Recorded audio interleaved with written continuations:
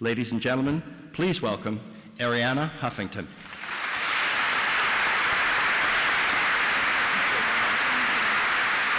Thank you for seeing the world of old media and new media exactly the way I do, not as either or, but as a hybrid future where we learn from each other, where we learn from the best in old media, accuracy, fairness, original reporting, and where you learn from the best in new media, immediacy, interactivity, transparency. So that's the hybrid future that in a way we're celebrating.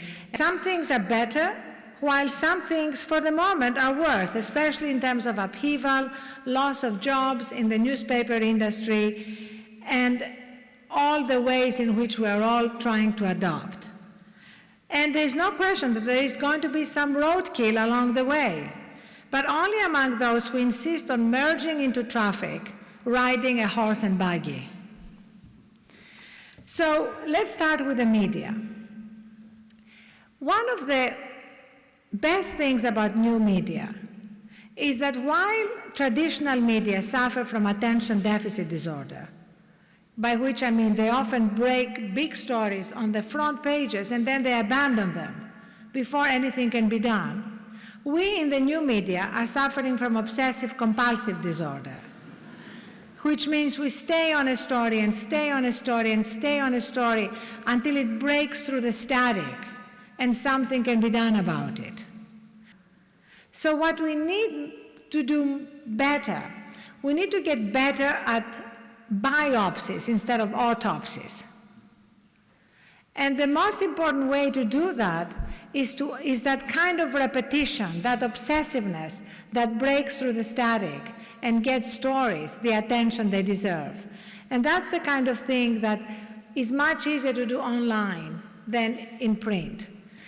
But I want to start by talking a little bit about how the world has changed, why it is a brave new world.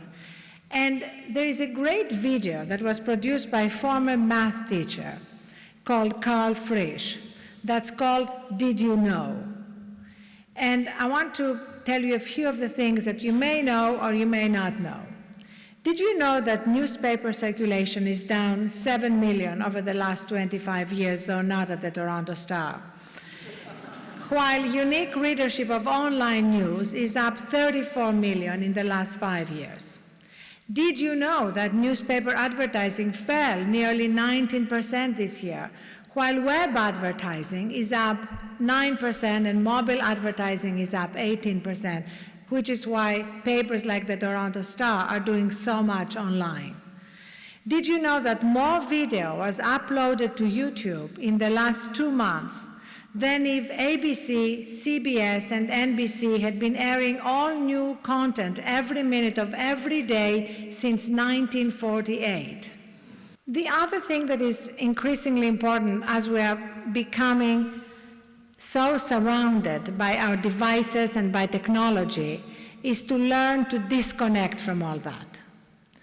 There was a story in all the papers here and in the States about the fact that children at the moment are spending 7.5 hours in front of screens.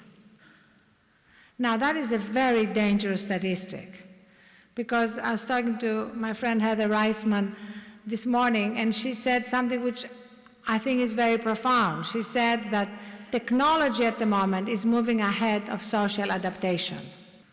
So at the same time that we are introducing all these new technologies to our users, we are also very significantly launching a project in our living section about sleep. Stay with me, sleep is important here. We believe that we are a sleep-deprived culture, and you're just as sleep-deprived as we're in America, trust me. I've been having informal focus groups. And the more sleep-deprived we are, the less healthy we are, the less productive, and the less happy. In fact, there was a study recently, a scientific study at the University of Michigan, that showed that people get more happiness out of 1 extra hour of sleep than out of getting an extra $60,000 a year. Let me end by saying that we all need to learn to connect in order to disconnect from all these new technologies, all these new innovations, and connect with what is the most ultimate, the most precious resource we have, ourselves. Thank you.